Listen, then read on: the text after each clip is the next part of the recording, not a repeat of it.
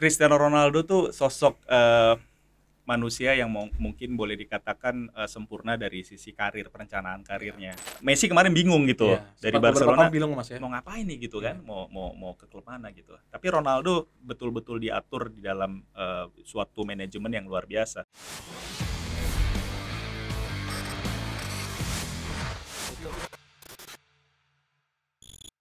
Cristiano Ronaldo seraya membuat film dalam perjalanan karirnya.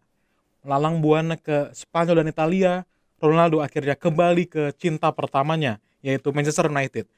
Seperti sebuah film romantis, Ronaldo akhirnya mengakhiri karirnya di rumah pertamanya. Lalu bagaimana pemilihan Ronaldo dari kacamata bisnis? Tepat di depan saya sudah ada CEO The Footballicious sekaligus host dari Akurasi TV, yaitu Mas Andika Suksmana. Mas Andika, berbicara bursa transfer, Iya. di awal musim ini sangat banyak sekali kejutan-kejutan, Mas. Messi ke PSG dan juga Griezmann akhirnya pindah kembali ke Atletico Madrid dan tentunya Ronaldo kembali ke MU. Bagaimana melihat bursa transfer kali ini, Mas?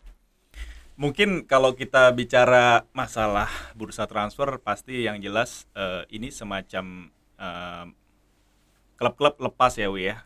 Mungkin tahun lalu kan ada kaitan yang mereka masih merasa bahwa tidak ada penonton, terus kemudian juga bisnis juga masih mereka belum merasa bahwa ada kejelasan bahwa pandemi ini akan seperti apa. Jadi klub di bursa transfer kali ini mungkin lebih merasa punya resiko yang mereka akan hadapi dan akhirnya juga mereka sign beberapa pemain dan juga saya melihat sebenarnya pergerakan dari sisi belum terlalu dahsyat memang, tetapi nama-nama pemain yang beredar ya kalau kita lihat karena ada diawali oleh Messi, kemudian akhirnya muncul ada beberapa pemain sampai akhirnya Cristiano juga ya gitu, Cristiano Ronaldo juga akhirnya membuat sebuah langkah yang menurut kita semuanya juga terkaget-kaget gitu dengan semuanya ini. Jadi cukup lumayan seru lah bursa transfer meskipun nama-nama yang masih cukup asing juga kayak Kamavinga gitu ya yang ke Real Madrid itu juga menjadi salah satu yang harus mungkin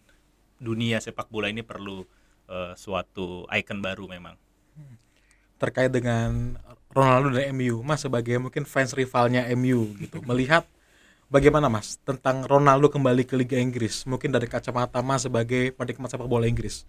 Senang akhirnya kembali dipertontonkan dengan pemain top dunia yang mungkin sudah lama Inggris tidak mendatangkan pemain selevel Ronaldo, Mas ya, atau seperti apa, Mas? Premier League ini kan sebenarnya mungkin khususnya kalau kita bahas di Indonesia tentunya sebuah liga yang memang dari awal pertama kali masuk ke Indonesia terus kemudian juga kita mengenalnya banyak sekali drama. Kenapa mereka juga bisa lebih terkenal?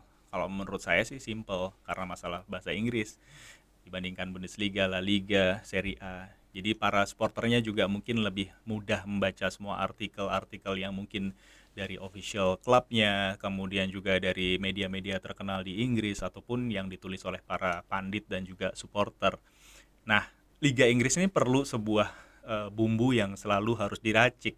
Makanya ketika Jose Mourinho masuk dengan pertama kali dia manage Chelsea itu menjadi sebuah hal yang sangat luar biasa gitu ya. Jadi kalau misalnya kita lihat munculnya beberapa pemain-pemain yang akhirnya sekarang mencoba untuk di branding baru termasuk di Liverpool misalnya Mo Salah. Sebenarnya secara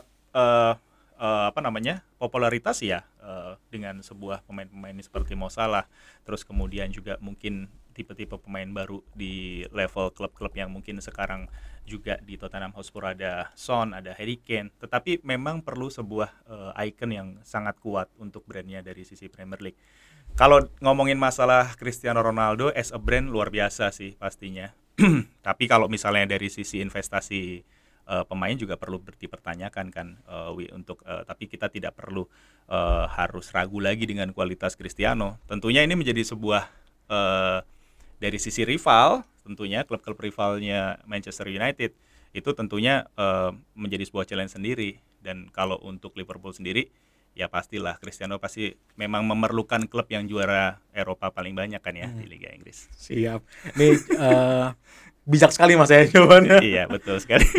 Mas terkait selanjutnya Mas, sepak bola itu kan panggung hiburan Mas ya. Banyak drama, banyak seperti sebuah film yang tadi saya bilang di opening. Dan sekarang seperti film selanjutnya Mas, Messi pindah ke PSG yang di sana dia akan bertemu kembali dengan sahabatnya itu Neymar. Sekarang Ronaldo kembali ke MU, Mas. Ini seperti seakan-akan membuat Liga Champions nantinya banyak yang berdoa MU dan PSG ketemu, Mas. Messi Ronaldo. Mas Dika bagaimana melihat akhirnya pemilihan Messi ke PSG dan Ronaldo ke MU, Mas? Menurut Mas siapa yang benar dan siapa yang kurang tepat pemilihannya? Ini kita memang hidup di masa kita ngomongin tentang sepak bola tentunya. Belajar Messi dan Ronaldo ini kita beruntung banget gitu. Kita harus belajar bicara tidak cuma ngomongin masalah kualitas teknik pemain, tetapi memang ya kita bahas di Akurasi TV ini tentang gimana caranya branding di sports ya, khususnya di sepak bola itu memang dahsyat gitu saat ini. Makanya Messi dan Ronaldo ini betul-betul saya melihatnya saling kejar-kejaran gitu ya. Mereka saling berkompetisi tidak hanya masalah dari sisi gelar, kemudian juga Ballon d'Or, terus kemudian juga bagaimana caranya mereka berdua ini saling berkompetisi tentang membangun personal brand image-nya. Saya punya sedikit ada ya pertanyaan dan juga keyakinan juga di dalam diri saya sendiri gitu yang membayangkan ketika Lionel Messi itu akhirnya pergi dari Barcelona, sign di di Paris Saint-Germain, itu saya rasa juga akhirnya manajemen Cristiano sendiri yang diageni oleh super agent Jorge Mendes dengan Hasty Food-nya, kantor manajemennya Jorge Mendes, itu mereka pasti langsung bergerak gitu. Karena mau nggak mau sekarang itu semua industri di level sepak bola ditentukan oleh banyak hal. Gelombang wave news, kemudian juga sosial media, kita bisa melihat Ronaldo itu adalah manusia pertama di dunia yang di sosial media semuanya, platform Instagram, Facebook, Twitter yang menembus 500 juta. Di Instagram dia nomor 1 gitu. Dan harus menjaga momentum tersebut. Kita bayangkan kalau misalnya bisa dibayangin nih, Messi sendirian main di PSG dengan skala engagement-nya, berita yang boleh dikatakan pasti akan ramai sendiri. Ronaldo main di Juventus pasti orang akan melupakan dia. Jadi ini ada sebuah hal yang di-create memang, dan boleh dikatakan kita harus melihat bahwa persaingan kembali lagi dua brand Messi Ronaldo, persaingan dua aparel Nike dan Adidas itu berada di dalamnya juga otomatis. Dan yang lucunya lagi adalah Messi kembali lagi sign kepada Jordan's brand ya, tetap menjadi salah satu anak cabangnya dari Nike, PSG ya. Dan kembali lagi Ronaldo dipush mungkin bisa saja oleh Manchester United. Jadi sebenarnya dengan Adidas mencoba untuk membuat supaya ya udah deh melewati hal-hal tersebut supaya Ronaldo bisa sign. Jadi ini luar biasa sih Ronaldo dan Messi ini gitu. Jadi memang berita yang dalam waktu 2 minggu terakhir tuh memang kita dihiasi oleh semua yang kalau misalnya tidak semua pecinta sepak bola, tapi saya yakin orang-orang brand harusnya mengikuti dan mencermati bagaimana caranya mereka menghandle dua brand sangat besar ini. Memang dalam 2 bulan terakhir Messi dan Ronaldo saling berjibaku, Mas ya. Ya. Dimulai dari Euro dengan Ronaldo akhirnya menggeser salah satu minuman, itu kan juga cepat viral. Lalu kalah di Euro, namun Messi seperti menyalip dengan juara Copa. Lalu Ronaldo akhirnya seperti sekarang Mas ke MU. Bahkan kepindahan Messi ke PSG viralnya hanya 2 minggu aja. Sekarang Ronaldo kembali naik gitu.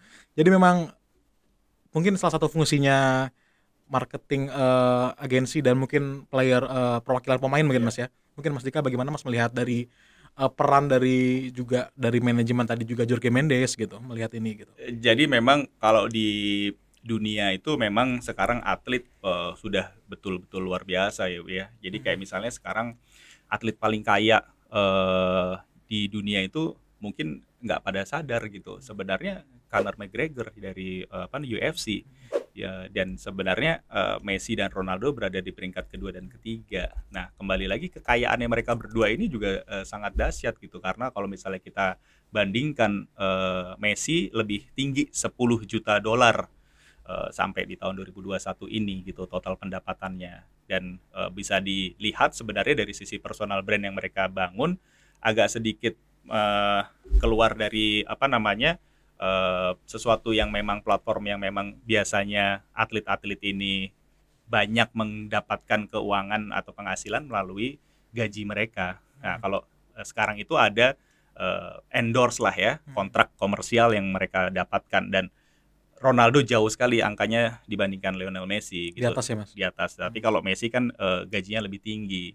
Apalagi kalau misalnya kita mencermati sekarang itu kan ceritanya di ketika Ronaldo sign untuk Manchester United itu melalui sebuah drama saga gitu Iya. ya kalau kita lihat. Tetapi memang boleh dikatakan yang tadi saya ceritakan bisa jadi ada sebuah pergerakan yang memang mendorong MU untuk bisa meyakinkan selain culture klubnya sendiri bakalan akan aneh gitu ketika Manchester City akan ambil dia. Tetapi City sudah menyatakan kepada Jorge Mendes bahwa dia tidak akan membayar transfer fee ke Juventus, jadi hanya gajinya saja. Karena menurut klub yang boleh dikatakan seperti City yang total bill gaji salary-nya satu musim itu udah sangat tinggi, ditambah Ronaldo lagi 36 tahun. Wah, akhirnya mereka melakukan investasi yang menurut mereka mungkin tidak cukup baik gitu. Makanya boleh dikatakan sekarang itu memang dunia agensi semua pemain itu memang menjadi aktor yang sangat utama juga, karena untuk gimana caranya mereka juga mengendalikan drama dari semua pergerakan itu. Dan MU datang akhirnya hanya dengan 20 juta sampai 25 juta mendatangkan Ronaldo, Mas. Harganya mahalan Ben White. Ben White 50 juta, sedangkan Itu MU pemain hanya dari mana ya, Wi? Arsenal, Mas. Oke, ya, ya. Hanya mendatangkan Ronaldo dengan 25 juta. Jadi memang kalau menurut Mas Dika juga, kembali Mas ke Messi dan Ronaldo, saya melihatnya sosok di belakangnya dua pemain ini yang lebih unggul sekarang Ronaldo, Mas. Karena saya melihatnya jika Ronaldo pensiun di MU akan sangat besar ceritanya, mengakhiri ceritanya dengan sangat luar biasa. Dari MU melalang buana akhirnya kembali ke MU. Namun Messi kontranya, Mas. Dari Barcelona akhirnya pensiun di PSG atau malah mungkin kembali ke Argentina karena sudah selesai mungkin. Bagi Mas Dika, apakah setuju Mas dengan pendapat saya kalau Ronaldo lebih di depan terkait dengan manajemennya dan juga pemilihannya? Cristiano Ronaldo tuh sosok manusia yang mungkin boleh dikatakan sempurna dari sisi karir, perencanaan karirnya. Jadi ketika boleh saya setuju sama Dwi, karena Messi kemarin bingung gitu Iya, dari sempat beberapa tahun Barcelona bilang Mas ya. mau ngapain nih gitu Iya. kan, mau ke klub mana gitu. Tapi Ronaldo betul-betul diatur di dalam suatu manajemen yang luar biasa. Jorge Mendes itu boleh dikatakan super agent yang mempunyai perusahaan agensi hasty food dari Portugal, dan itu luar biasa pengendalian bagaimana caranya. Kalau kita bisa katakan Wolverhampton Wolves Premier League itu semua dikontrol oleh, di belakangnya juga Jorge Mendes, karena banyak sekali pemain Portugal di situ. Dan kita bicara dulu tentang bagaimana Cristiano bisa menjadi seperti sekarang, Wi. Kalau bisa kita lihat, bayangkan dia pertama kali dia harus berkomitmen menjadi seorang pemain sepak bola yang brilian. Terus kemudian juga komitmen bahwa dia meyakini bahwa atlet harus sehat gitu. Tidak ada tato, menyingkirkan minuman soda, ya kan, menggantinya dengan air putih. Dan saya pernah baca gitu, memang etos kerjanya Ronaldo sangat luar biasa. Habis latihan di rumah juga masalah healthy food dan yang lain-lainnya itu nomor satu. Makanya 36 tahun bisa seperti itu gitu ya, masih ada jaminan nih. Mungkin apakah sekarang juga kita kemarin yang juga sibuk memainkan fantasi Premier League juga menebak-nebak kan berapa nih angkanya Ronaldo gitu. Akhirnya kan 12 ya kalau nggak salah ya. Jadi seperti itu sih, jadi pemilihan jalur story-nya selama mereka berkarir nih memang ditentukan, harus dikawal. Jadi kalau Ronaldo mungkin klubnya juga akhirnya kita lihat line up-nya keren-keren. Bahkan sekarang bisa jadi gitu dia mendedikasikan bahwa balik lagi ke MU juga mungkin di akhir kalimatnya untuk ketika dia posting di Instagram ya, dia mendedikasikan untuk Sir Alex. Jadi mungkin salah satu message yang very strong, dan itu mungkin tidak saja semuanya keluar dari kepalanya Cristiano gitu loh. Dukung oleh tim yang fantastis di belakangnya Mas ya. Betul. Mas, terkait dengan dari Ronaldo kembali, Mas Dika mungkin banyak yang belum tahu, teman-teman di sini, Mas Dika juga salah satu orang yang membawa atau membantu Ronaldo ke Aceh, Mas. Tahun 2004 Ronaldo mungkin masih 18-19 tahun, dia sudah memikirkan sosialnya, Mas. Saat itu Martinez memakai jersey Portugal, akhirnya Ronaldo melihat dan situ. Bagaimana Mas Dika, perencanaan memang matang sekali Mas, dari umur segitu akhirnya sudah dekat dengan Indonesia. Mungkin dia tahu Indonesia pasarnya sangat luas di sepak bola, dan akhirnya sekarang ini ya seperti itu Mas, luar biasa gitu. Mungkin awalnya Mas Dika bagaimana ceritanya dengan Ronaldo di Aceh 2004 lalu? Jadi kita dulu kita memang sejak dari dulu agensi kita memang di activation kan, kita menjalankan semua activation ataupun event management. Nah, waktu itu memang yang membawa teman kita Muli Munial gitu ya, Mas Muli Munial gitu, dia membawa Cristiano. Terus kemudian ada satu brand yang mungkin waktu itu saat itu juga kita sering melihat di TV gitu ya, brandnya. Akhirnya saat itu ada bencana tsunami di Aceh, dan akhirnya ada satu brand yang berkomitmen untuk brand tersebut yang mensponsori Cristiano Ronaldo mencoba untuk mendatangkan Cristiano Ronaldo. Nah, kita ikut pitching gitu. Kita ikut pitching dan bersyukurnya menang. Kita menang tender yang diselenggarakan oleh company tersebut. Itu menjadi sebuah satu pasti excited gitu ya. Meskipun saya bukan penggemar Manchester United dan Cristiano Ronaldo, ketika Ronaldo di umur 19, saat itu adalah ketika Ronaldo datang ke Liga Inggris, cuman ada dua, suka sama Ronaldo atau benci banget sama Ronaldo, karena saat itu kan dia juga gayanya udah mulai ini Mas ya. Ya kan gitu. Nah, tapi saya yang melihatnya saat itu adalah nomor satu, bagaimana fokusnya event bisa terselenggara dengan baik tentunya, karena saat itu Aceh memang dengan keadaan yang sangat menyedihkan gitu ya, sangat memprihatinkan dengan kondisi memang tidak ada pengaturan yang benar karena setelah terkena dampak dari tsunami sendiri, dan harus membawa pemain sekelas dunia seperti Ronaldo. Jadi Ronaldo itu saya bisa melihatnya adalah dari situ melalui mata kepala saya sendiri, bicara juga dengan tim Hasty Food dan juga dengan Cristiano juga sendiri. Dia memang sangat profesional. Dia terbang ke Indonesia setelah pertandingan, saya lupa waktu itu mungkin ada friendly match atau pokoknya international break waktu itu. Portugal sedang tanding melawan Latvia kalau saya tidak salah ingat.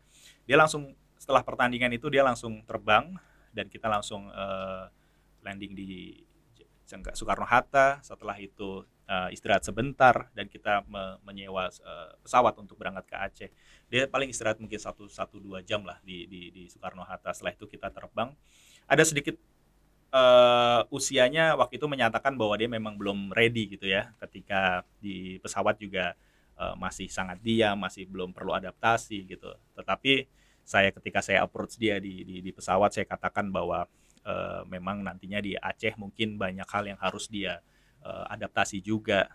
Saya tahu bahwa dia pasti lelah banget gitu, capek banget setelah terbang berapa puluh jam gitu ya, maksudnya berapa belas atau sampai 20-an jam. Tetapi setidaknya dia datang ke sana untuk menghibur lah.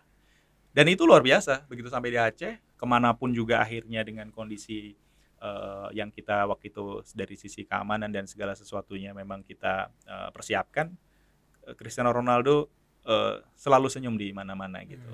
Sampai akhirnya banyak foto-foto yang viral sampai di media massa juga. Dan kembali lagi ke Indonesia untuk melakukan proses syuting untuk iklan brand tersebut. Dan selama proses itu juga luar biasa sih Cristiano Ronaldo. Tetapi kita manage ketika itu sampai di campaign event tersebut saja, sampai akhirnya kita menyatakan, dan saya sempat berbicara gitu bahwa saya menyatakan ke dia bercanda gitu bahwa saya fans rival nih gitu. Terus dia hanya menyatakan kepada saya gitu langsung, I don't care about it, dia bilang gitu. I'm a fully 100% professional football gitu. Dan dia bilang saya respect juga sama semua klub. Dan dia membahasakan itu gitu dengan usia 19 tahun. Jadi sebuah figur yang luar biasa sih untuk kita semua. Saat itu bahasa Inggrisnya berarti sudah mulai pesat meningkat ya Mas ya, karena setahun sebelumnya banyak di sosmed Gary Neville ngajarin Ronaldo interview. Setahun kemudian dia ke Aceh sudah bisa bahasa Inggris seperti itu Mas. Udah bisa. Dan ada satu hal yang saya mau ceritakan juga tentang sosok Cristiano Ronaldo. Waktu itu kita buat charity dinner di Hotel Ritz-Carlton Jakarta. Dia mau ke toilet. Nah, karena ketika untuk masuk ke charity acara dinner tersebut harus melakukan sumbangan lah untuk baru bisa masuk. Jadi kita bikin round table. Tetapi karena banyak sekali supporter fans penggemar Cristiano Ronaldo datang, itu banyak yang tunggu gitu. Nah, dia ke toilet, dia melewati yang harus kita barikade gitu. Dia masuk lagi, setelah dari toilet dia panggil saya, terus dia bilang, saya di luar tadi saya lihat ada anak disabilitas memakai kursi roda. Dia bilang seperti itu. Oh ya udah kita coba cari, saya bilang gitu. Ya udah kita cari, memang ada gitu bersama bapaknya, dia cuma mau minta ditanda tangan gitu. Akhirnya kita ajak masuk. anak tersebut di belakang stage, di belakang panggung Ronaldo menghampiri dan dia tanda tangan, dia foto, dia melakukan itu dan dia betul-betul apresiasi hal tersebut. Itu memang akhirnya saya melihat anak 19 tahun dengan segala macam popularitas yang luar biasa gitu ya. Jadi saya melihat memang sampai detik ini pun nggak kaget gitu ya gitu untuk melihat bahwa sampai di level ini dia dengan Martunis segala macam dia juga masih sangat care gitu ya dengan anak-anak di seluruh dunia juga tingkat peduliannya sangat luar biasa. Dan seperti yang tadi juga Mas Dika bilang, Ronaldo sangat menjaga citranya sebagai orang baik, Mas ya, dalam dan luar lapangan.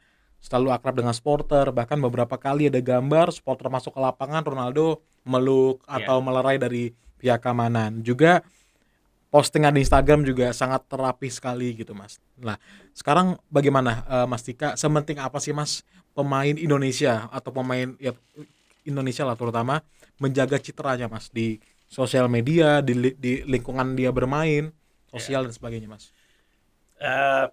Kalau saya lihat sih ini menjadi sebuah, karena mereka kadang-kadang belum sadar gitu, mereka bertanggung jawab untuk membuat sebuah akun sosial media, tentunya itu resiko juga yang harus mereka lakukan. Mereka ketika udah komit menjadi seorang pemain berprestasi, otomatis jadi public figure. Jadi public figure mereka juga harus bertanggung jawab terhadap semua apa yang mereka lakukan juga. Jadi memang mereka harus mengerti dulu makna dari profesional. Profesional itu apa sih sebenarnya? Profesional yang benar-benar A sampai Z itu harus dipelajari betul-betul. Yang paling penting adalah bagaimana caranya mata, mulut, telinga itu dipakai benar-benar gitu. Karena harus melihat bahwa yang mereka menjadi sebuah, apalagi perwakilan negara gitu. Kita bisa melihat kemarin Gracia Poli dan Apriani, tingkat kesuksesan yang mereka dapat, hadiah-hadiah yang mereka dapatkan luar biasa. Tetapi setelah itu Gracia Poli juga post gitu, sampai kerasnya dia latihan, jempolnya sampai sakit segala macam gitu ya.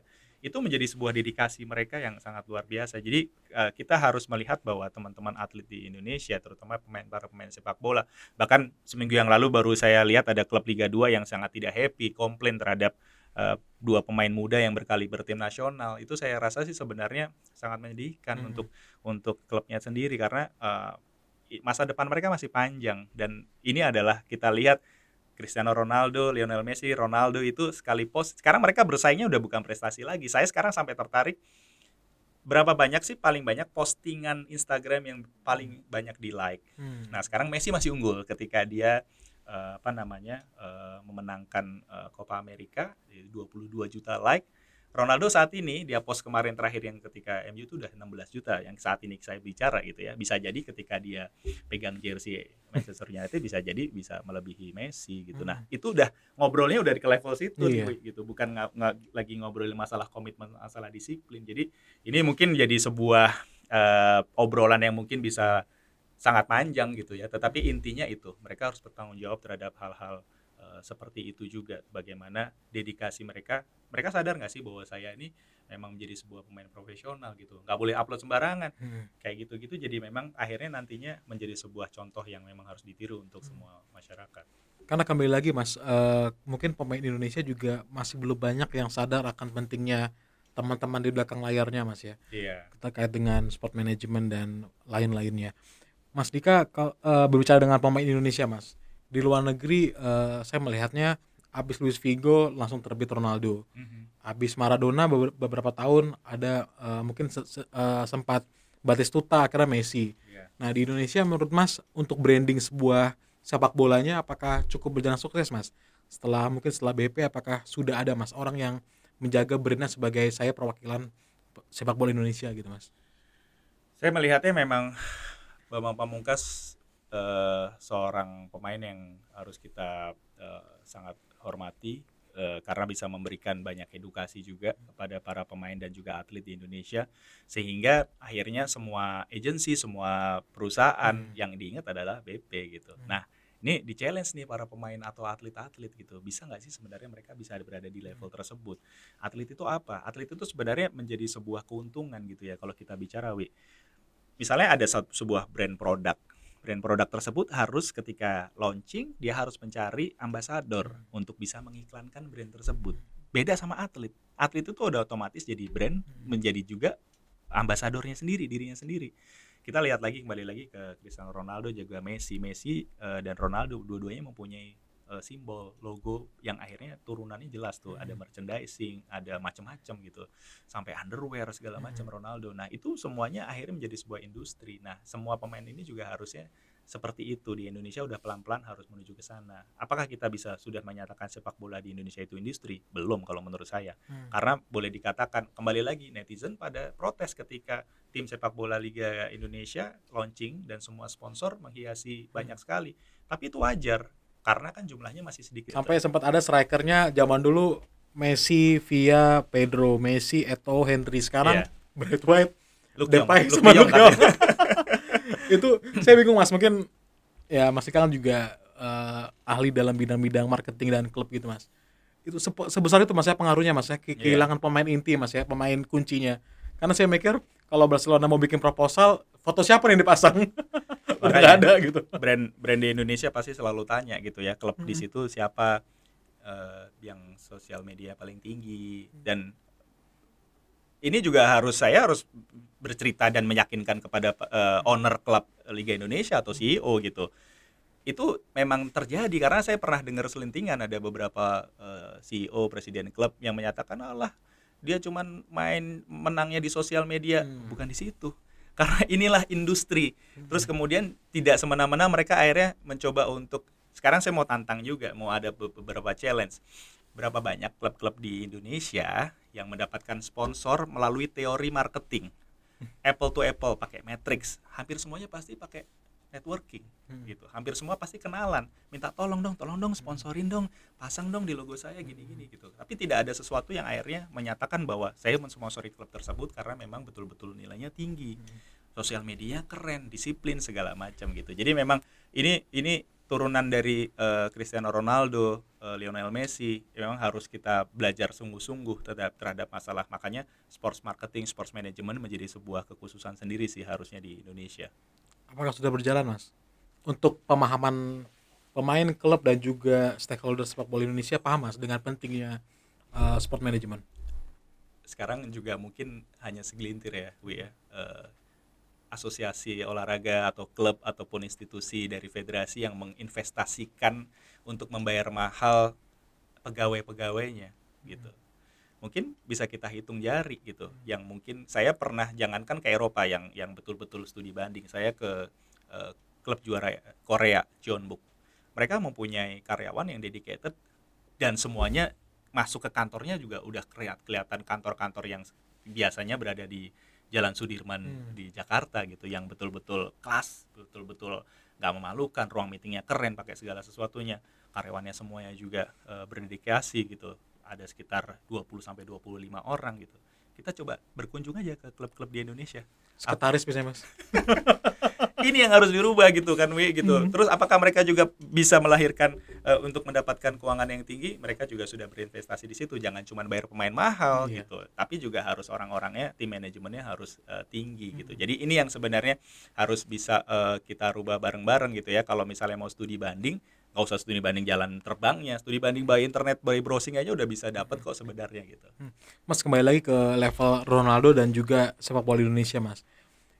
Messi pas diperkenalkan oleh PSG dan menjual jersey langsung laku keras Mas. Bahkan Michael Jordan bilang dia jadi salah satu yang paling happy atas kedatangan Messi ke Prancis. Ronaldo juga saya yakin mungkin akan seperti itu Mas. Nah, seberapa penting atau seberapa besar sih Mas klub untuk memikirkan bahwa saya datangin pemain ini selain karena prestasi juga karena ada turunan Mas, ada uang, ada komersial, ada apa gitu Mas. Seberapa penting dan apakah Indonesia sudah menyadari Mas merekrut pemain untuk kebutuhan finansial, marketing dan sebagainya Mas. Oke, jadi kalau misalnya kita lihat ya Wi ya di Eropa, misalnya kita mau datang ke sana, klub-klub Eropa tuh biasanya ada dua hal yang biasanya mereka soroti gitu. Satu yang memang masih konvensional dan menuju ke klub elit modernnya, mereka biasanya berkantor di dalam satu area. Tetapi kalau misalnya klub-klub yang memang sudah super klub gitu, boleh dikatakan dalam satu kota itu mereka punya banyak kantor gitu. Ada kantor yang berhubungan dengan marketingnya, ada kantor yang berhubungan dengan mengurusi memang merchandisingnya, komersialnya gitu ya. Nah ini yang memang harus dibedakan, memang udah beda dua dunia ya boleh kita katakan. Tadi kalau misalnya dinyatakan bahwa mungkin kita baca Michael Jordan sendiri happy tadi Dwi katakan, dan saya mungkin kemarin sempat baca Messi mengalahkan Ronaldo ketika dia sign di Juventus. Sekarang beberapa hari yang lalu mungkin 820.000 jersinya Messi udah laku gitu ya, sedangkan Ronaldo kan 500 ribuan di Juventus. Nah, saya yakin apakah dia join ke MU besok akan mengalahkan itu gitu. Angkanya udah sangat benar-benar terbuka, transparansi terjadi gitu loh. Jangankan di situ, klub Thailand aja kalau misalnya mereka launching jersey itu sudah mendapatkan antrian yang sangat panjang gitu. Jadi memang kalau kita katakan bahwa bahwasanya memang industri dari sisi sepak bola pemain-pemain ini menjadi influence gitu, iya pasti gitu. Karena sekarang kalau misalnya kita bicara revenue misalnya, balik lagi lah kita sama-sama mengamati game fantasi football manager misalnya, di bagian finance juga secara recapnya kan dilihat gitu kan, apa aja nih gitu masuknya.